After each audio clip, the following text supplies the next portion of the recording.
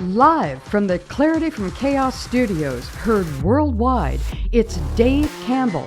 On every episode, Dave and his guests explore, discuss, and work on solutions to some of life's biggest challenges. So, if you're ready, be prepared to be enlightened, amused, and even shocked by what you hear. And now, the real, the authentic, the one and only Dave Campbell. Welcome, everyone. I'm your host, Dave Campbell, and you are listening to Clarity from Chaos. I would like to thank you so much for making us part of your day. Ladies and gentlemen, darkness is falling on our country, and unless we understand and get involved, we will lose this great country of ours. The isolation created by and continues to be created by social media on our society and the access to violent video games, I believe, is increasing the violence in our society, with a particular emphasis on our public schools and religious institutions. Efforts to combat this rise of violence is only being met with a very timid response. I believe this effort is being led by people who want to spread chaos and hate among us, and unless we stand up to it, it's only going to get worse. But before we move on, I'd like to play an excerpt from a movie released in 1976. And for those of you old enough, this was during the middle of the second worst presidency in our country's history, the Carter years. The movie was called Network, and Peter Finch, a.k.a. Howard Beale, gave what I think summarizes where we are today after the 4 worst years of a presidency and a media empire controlled only by 6 people. So here we go, and I hope you enjoyed this. Take 2, Q Howard. I don't have to tell you things are bad. Everybody knows things are bad. It's a depression. Everybody's out of work or scared of losing their job. The dollar buys a nickel's worth. Banks are going bust. Shopkeepers keep a gun under the counter. Punks are running wild in the street, and there's nobody anywhere who seems to know what to do, and there's no end to it. We know the air is unfit to breathe, and our food is unfit to eat. We sit watching our TVs while some local newscaster tells us that today we had 15 homicides and 63 violent crimes, as if that's the way it's supposed to be. We know things are bad, worse than bad. They're crazy. It's like everything everywhere is going crazy, so we don't go out anymore. We sit in the house, and slowly the world we're living in is getting smaller, and all we say is, please, at least leave us alone in our living rooms. Let me have my toaster and my TV and my steel-belted radios, and I won't say anything. Just leave us alone. Well, I'm not going to leave you alone. I want you to get mad. I don't want you to protest. I don't want you to riot. I don't want you to write to your congressman because I wouldn't know what to tell you to write. I don't know what to do about the depression and the inflation and the Russians and the crime in the street. All I know is that first, you've got to get mad. You've got to say, I'm a human being. God damn it. My life has value. So, I want you to get up now. I want all of you to get up out of your chairs. I want you to get up right now and go to the window, open it, and stick your head out and yell, I'm as mad as hell, and I'm not going to take this anymore.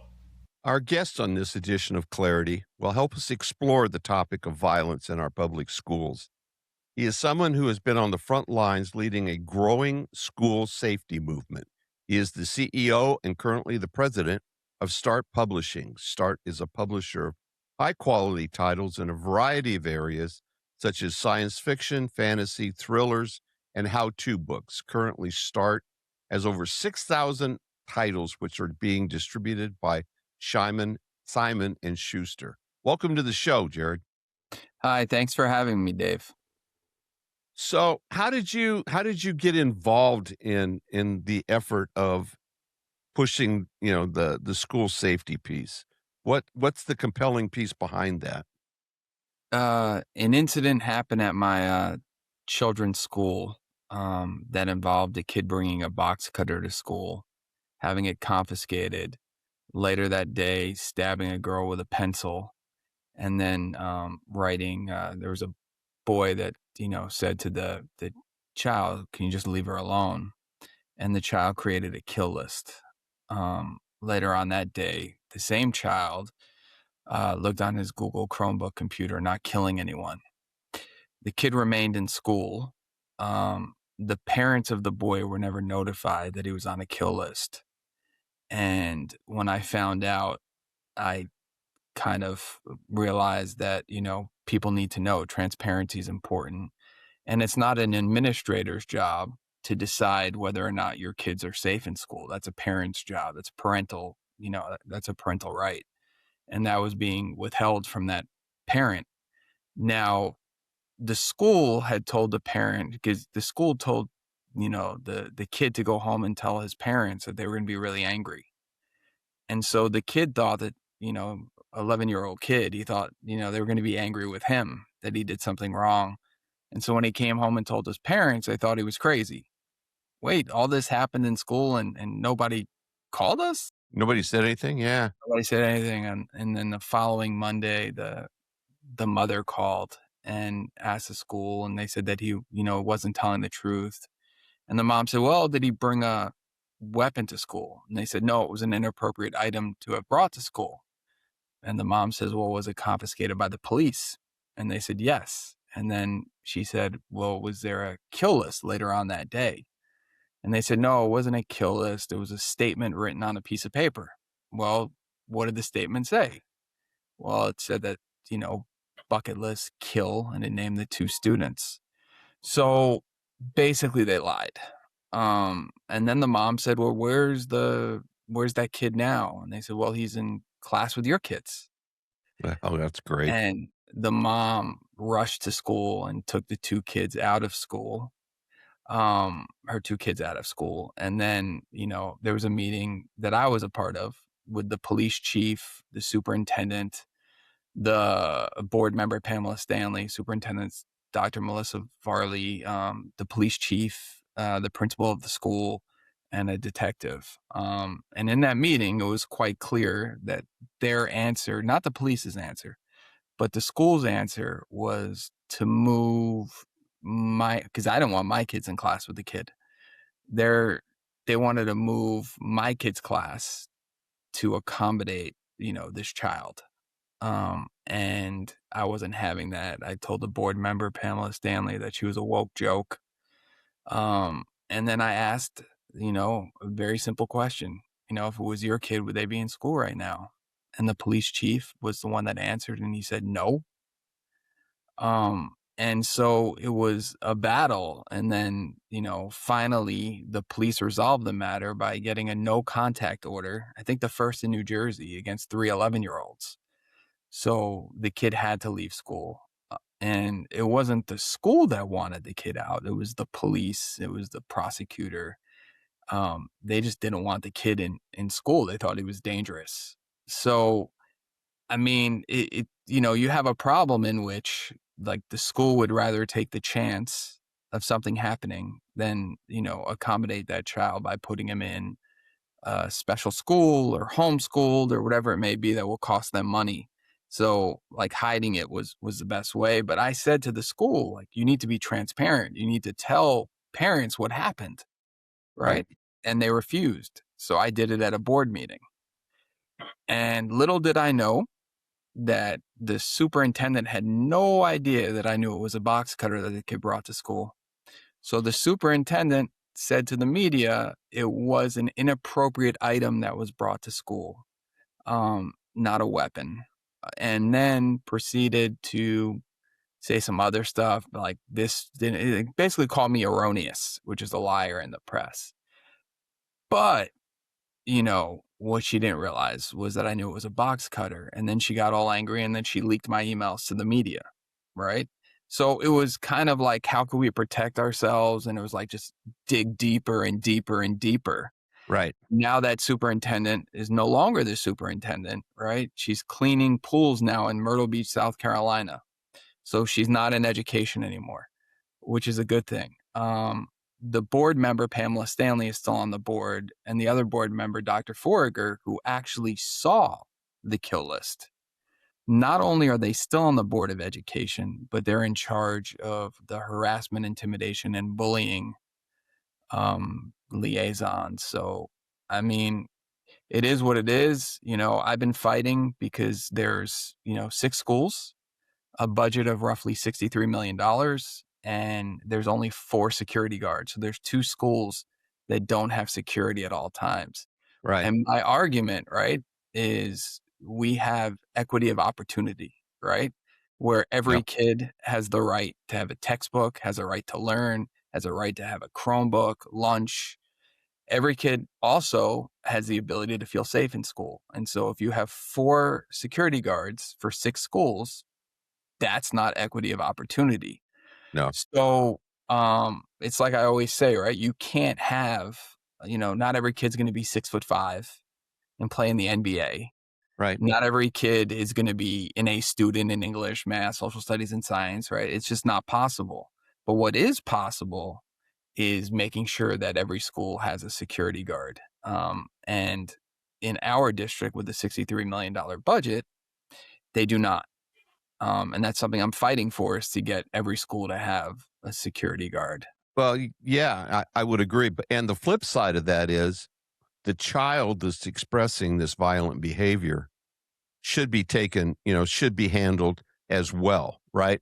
The kid should feel safe, but the kid that has all of those violent tendencies, that needs to be discussed with the proper medical attention and everything else. He shouldn't just be shuffled off to another school or anything else, right? So that was one of the main points that I discussed with the police, that, we can't have this kid in another school. Right. This kid needs help. Yeah.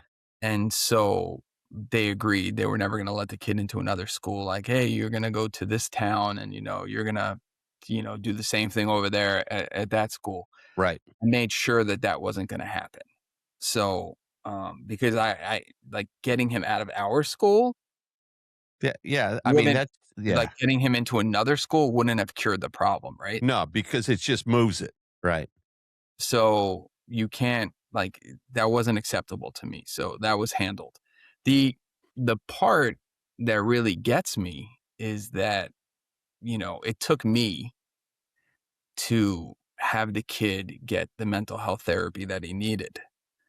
The school just kind of didn't do it, right? It's the easy thing to overlook it. And when you have administrators that would rather have a kid in school and take that chance, right, as opposed to putting that child in homeschooling or a school that deals with kids that have these issues, was quite troubling to me.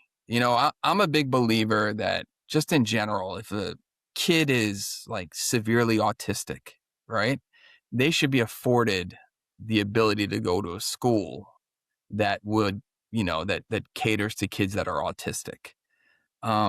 They, unfortunately, parents have to fight. Autistic parents have to fight to get their kids the proper, and that's just not right. No. Yeah, and budget-based security just doesn't work, right? You Well, can't put a life, like you do what you have to do. You can't say, okay, we have a $500,000 this year for security, right? You have to do what is appropriate, and sometimes, maybe it's 1.5 million. Now, right. here's the kicker, Dave. How much money do you think it costs to add 2 more security guards to the schools? And we're talking about retired SLEO 3 officers. Probably less than $100,000. Yeah, it's $42,000 per officer. Right. We're Yeah, looking, that's what I figured. yeah, $84,000 Right. on a budget of roughly $63 million. Right. And the FBI, as they've already shown with the incident in, I believe it was Michigan at the synagogue, where they came in and they trained staff for an active shooter incident. And that could be an active shooter. That could be, in your case, a kid with a zip knife or, a box cutter. It could be anything, right? But it requires the training. And the FBI, I believe, is more than willing to come in and train on a periodic basis. Of course. These retired people.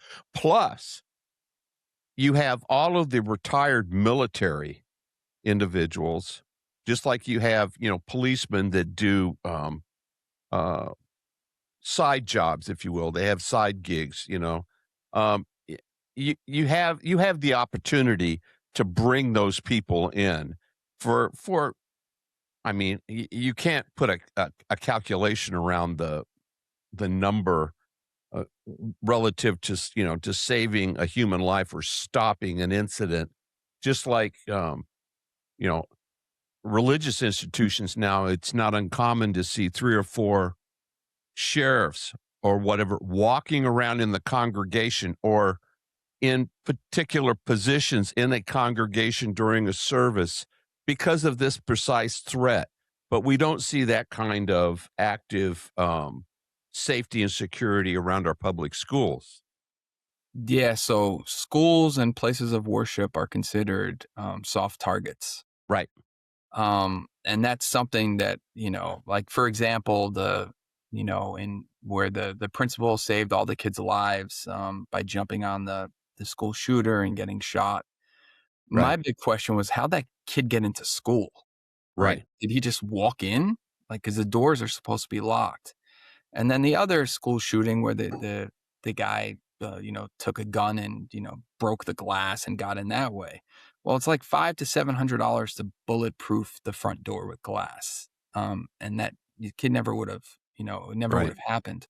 So it's little things that we can do. And we need to train kids and teachers not to open up the doors from the inside of the school. Right. Um, and these are things, and Homeland Security also, by the way, will come to schools if they need to, and Right. talk to them about things that they need to look out for, dangerous things that, they could see, like Well, concerning behavior. But, what I discovered the most throughout this entire process is that there are ways in which you could protect the schools. However, you have people that think that police officers are scary, that police officers are going to be there to arrest their children.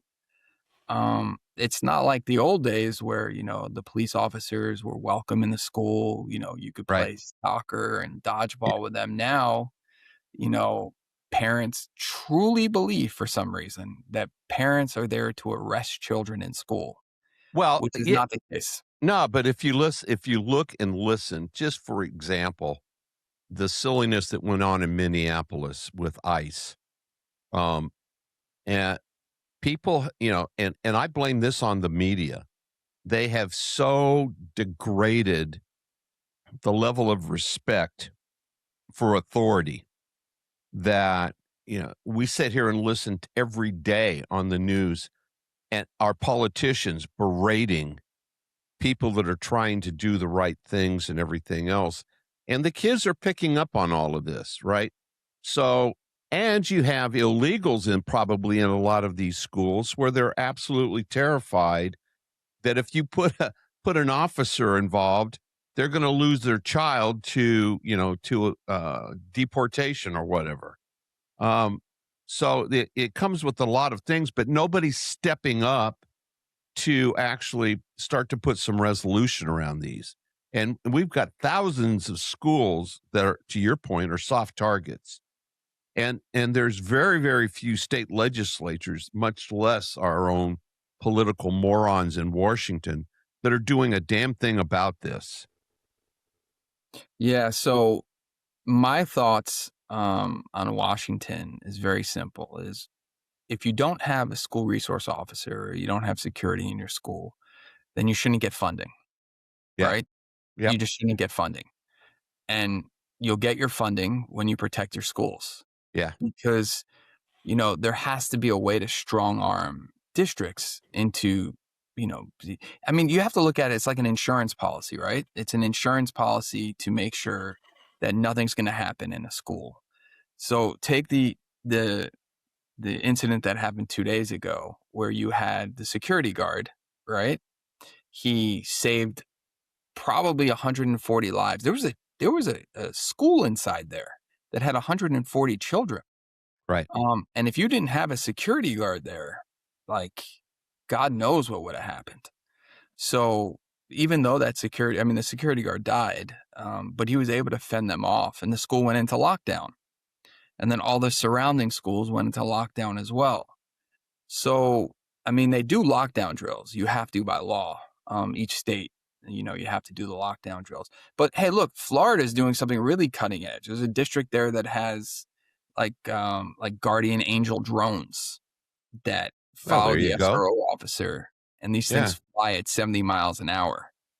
And they're being implemented in schools and pilot programs. And Yeah. look, whatever we have to do to protect our children is what we have to do. Because, like I always say, there's only two things that normal parents want, and that's for their kids to learn and their kids to come home safe. Right. Those are the two most important things, and I think that gets lost by administrators and bloated budgets, and there should be no price on a No. child's safety. No, and we constantly hear about how much money we're spending per student, but we very rarely hear, if at all, how much we're spending or what we're doing to manage the safety of our students.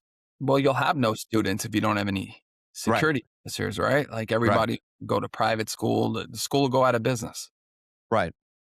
And Well, yeah. Yeah, and I think it ought to go to we ought to take it up to the university level as well, because we've seen recently several incidences where cameras are all over the place, except for miraculously in the place where the shooting took place. So I think I just think all areas of assembly, whether it's a house of worship, education, or whatever, they need to be taking all of this very, very seriously, because it just seems to me the level of violence against these targets is increasing almost daily. Yeah, I mean, think about this. The typical school shooter used to be the loner white kid that used to kill his animals or right. regular animals, right? Now it's morphed. Now you have Well, transgender students. You have Right. you have that African American 6-year-old kid that shot his teacher in the stomach, which just came out in the news that right. yeah, that they knew he had a gun. Yeah, and she got dismissed. The judge dismissed the charges against the principal who knew that this was an issue. Yeah, so they were waiting for the mom to come to pick up the kid. Right. They knew he had it. It was the end of the day. They didn't want to like cause a stir. Meanwhile, like people had seen that gun throughout the day, and I mean, they could have just literally called 911 and said, "We have a kid that has a gun in school. Please, we need you." Right. But Um, but here's the other thing. Here's the other thing, Jared.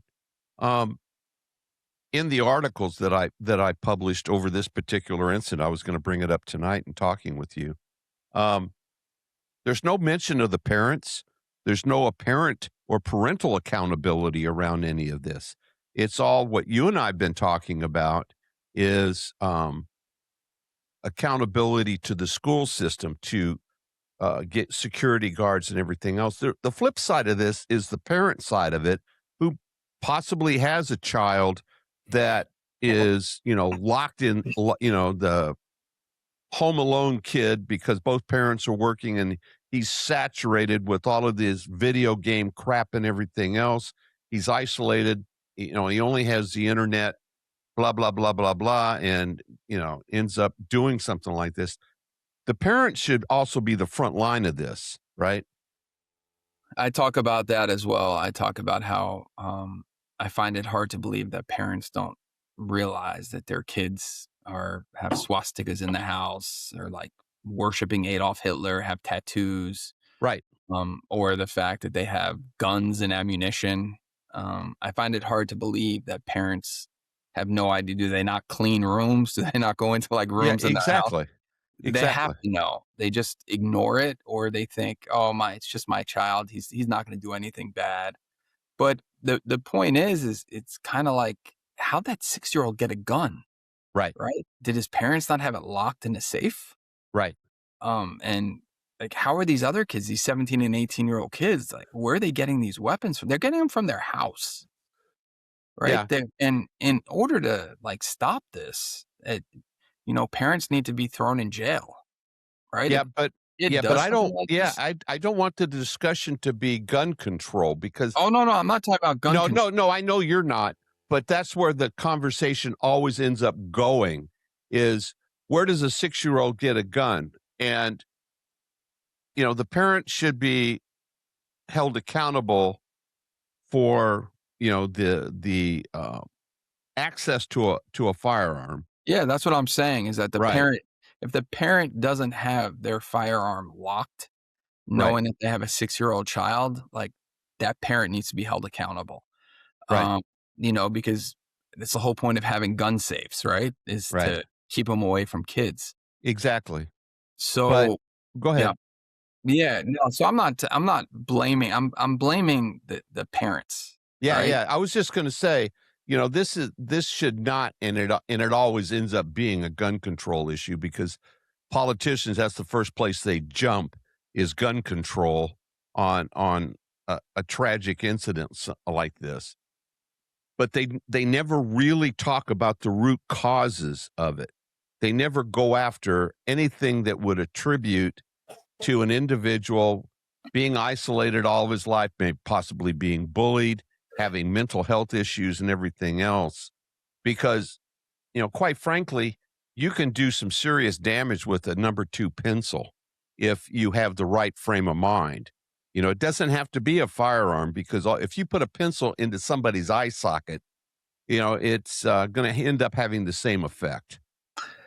No, I agree, and the ultimate issue also is that, you know, teachers, like, when I was growing up, like, I was scared of my teachers, Yeah. right? Yeah, Now, exactly. the teachers are, like, scared of the children, Right. and it's Yeah. it's it's done a flip, and, that's a problem, is there's no accountability, it's not Right. strict anymore, Right. and you have that issue of, like, the kid being in control because they don't want the kid to go home and tell the parents, and then the parents call the school, right? And then the school yells at the Right. teacher. It's never the kid's fault, right? It's Right. always like Right. somebody else's fault in the parents' eyes. Right. So, it's like the old saying is like the kid didn't get a D, right? The Right. teacher's the one that didn't teach, and that's why the kid got the D.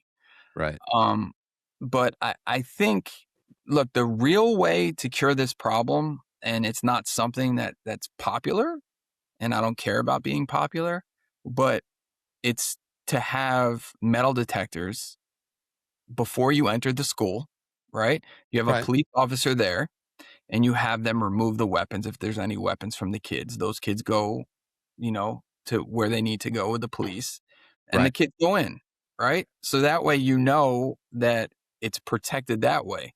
Now the question is like, you have some of these kids that open up doors that are in the school, and you can't legally lock the doors because kids need to get out in case of an emergency. Right. So we have to educate the children, and teachers, by the way, do open up those doors as well. So we need to educate on why those doors should always be locked. So part of my situation was that a teacher in my kid's school, like, there was a lockdown drill, and the police went around, and they opened up the door because the teacher didn't lock it. And then the police said, you need to lock the door, right? So then they went around for a second time, and they opened up the teacher's door for a second time. The teacher didn't lock it again. So to me, that's a failed lockdown drill, right? The Yep. school was touting it in emails like, oh, we did a lockdown drill. Everything went well. No, it didn't go well, right? Like, just Yeah. be honest. It didn't go well. We need to work on it. And we promise we will. And that's the only way is you just keep drilling. And if a teacher makes a mistake, you have to punish that teacher. Yeah. It can't simply be, oh, yeah, just don't do it next time, right? It needs to be they get suspended. Like, something has to happen so that other teachers in that building are like, oh, no, we better make sure our doors are locked. So, and by the way, like, a couple months later, or maybe like a year later, it was in a time frame, but they brought in a security consultant to, watch a lockdown drill. And the principal choked, right? And said, this is not a lockdown drill, right? This is real. And you had kids scrambling. But it was just a drill, right? He made a mistake, and he waited until the end of it to admit that he made a mistake. And meanwhile, you had kids like thinking like, Yeah. what's going on in here, right? So like they're not trained properly, or Yeah, exactly.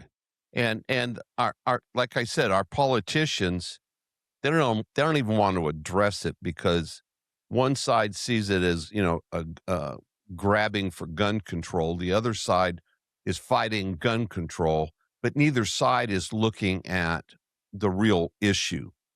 The issue is not gun control.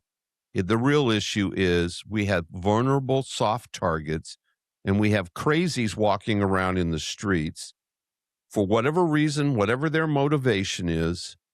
They're looking at these things as a way to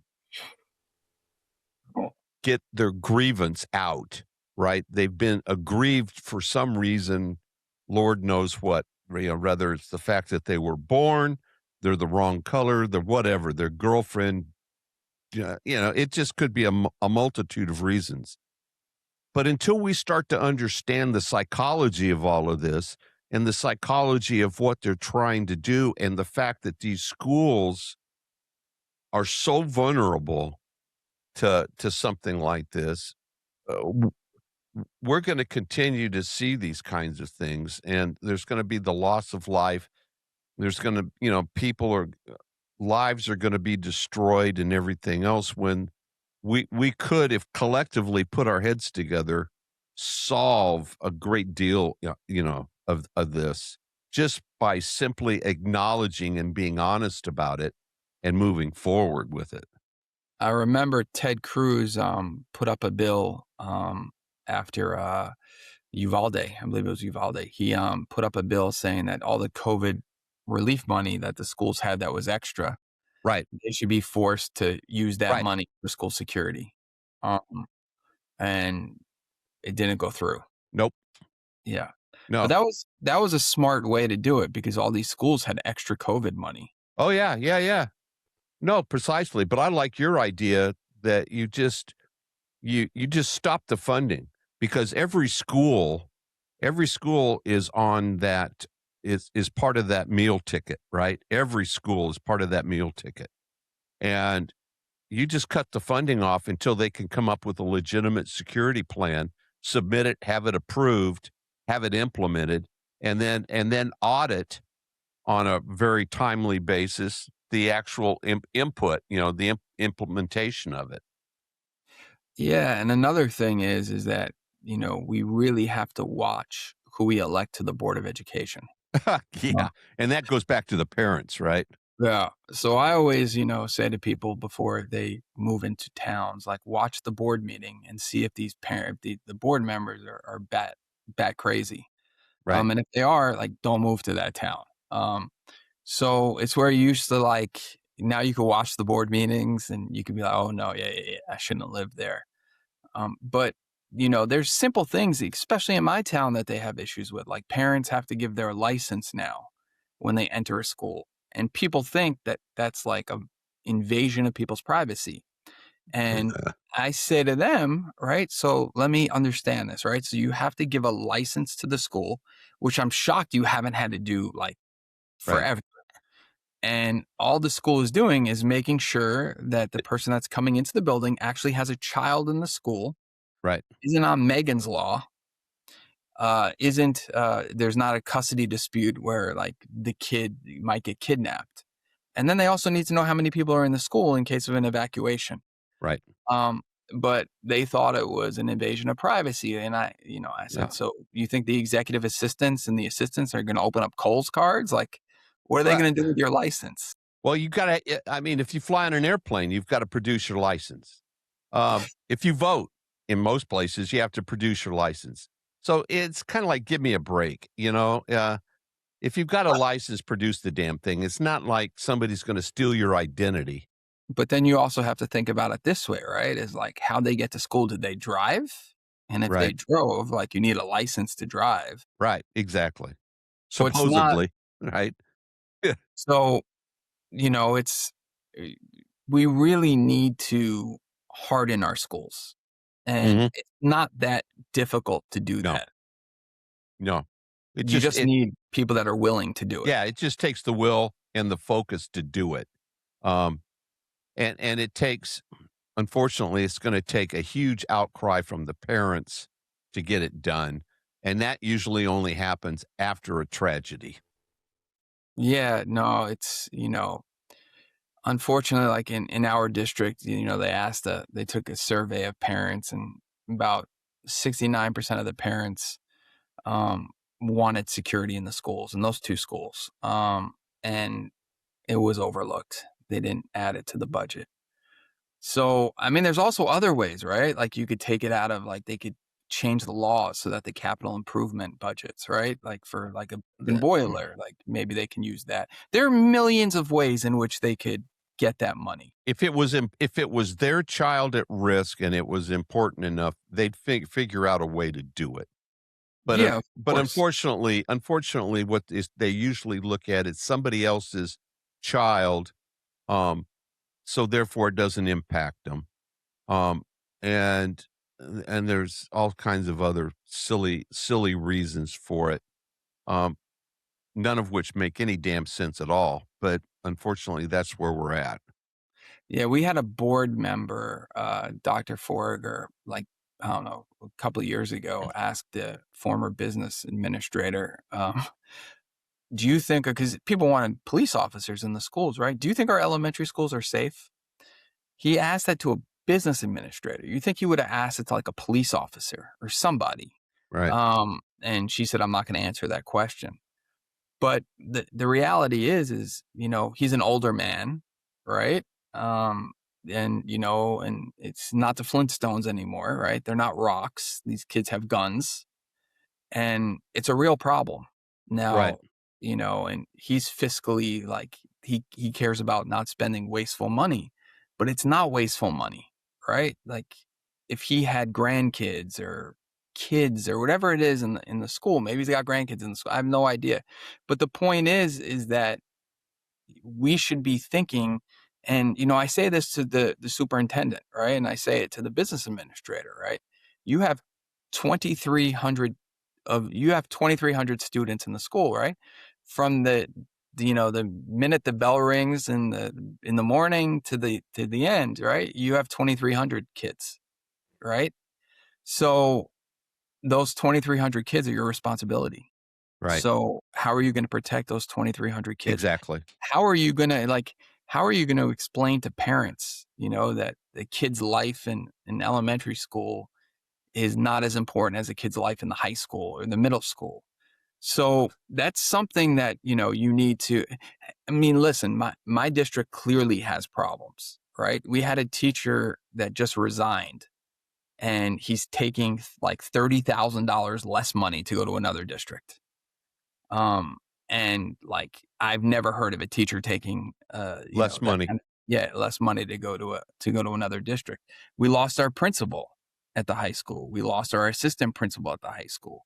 We just lost our principal at the middle school, right? So I think we've been going like through principals like it's nothing.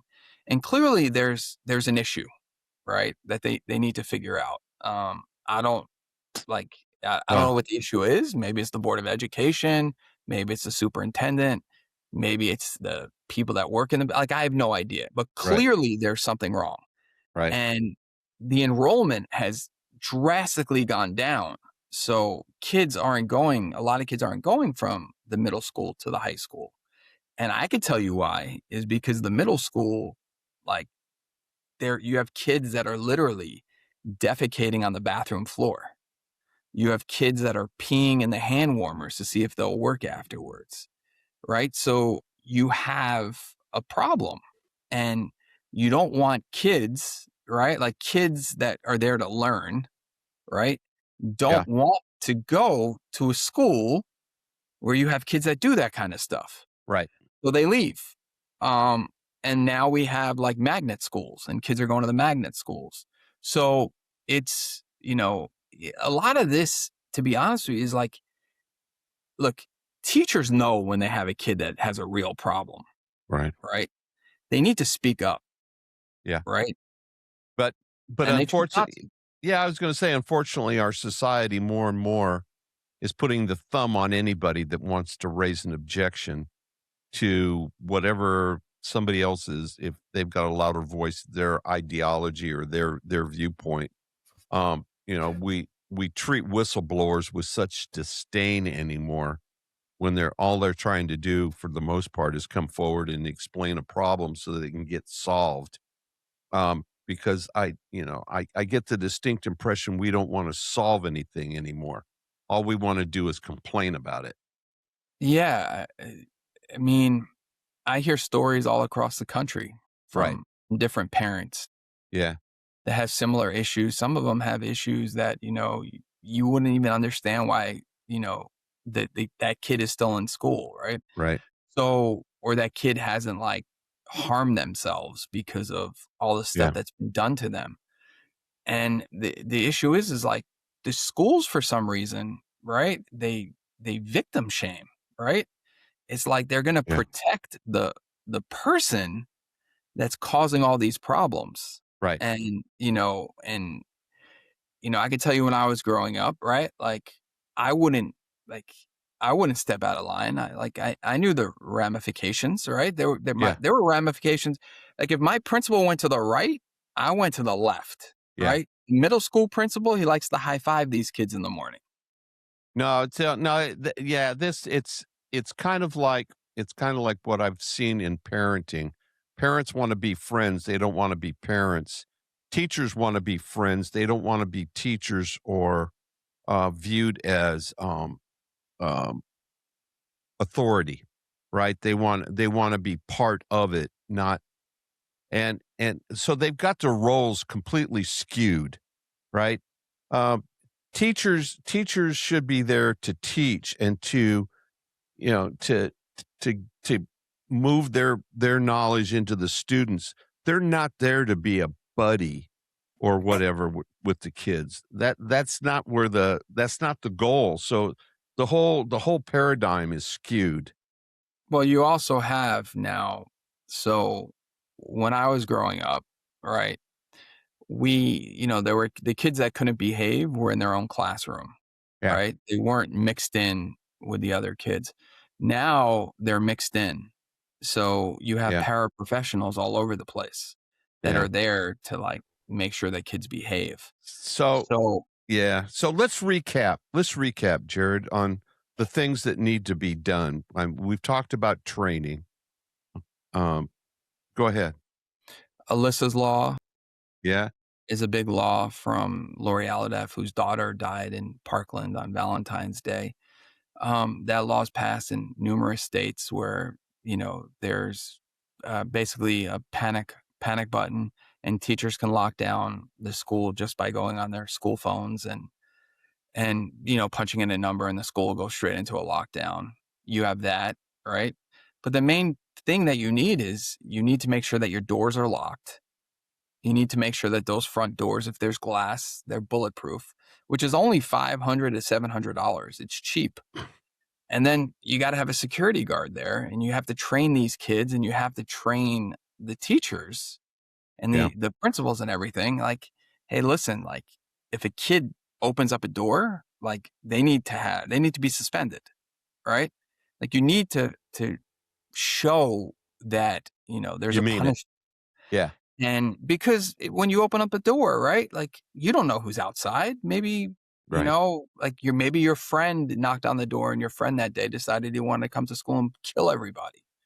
So the point is like, and we're not saying, give the math teacher and give the gym teacher guns, right? Like you want trained people, like you want a security guard that's dedicated solely to protecting the students.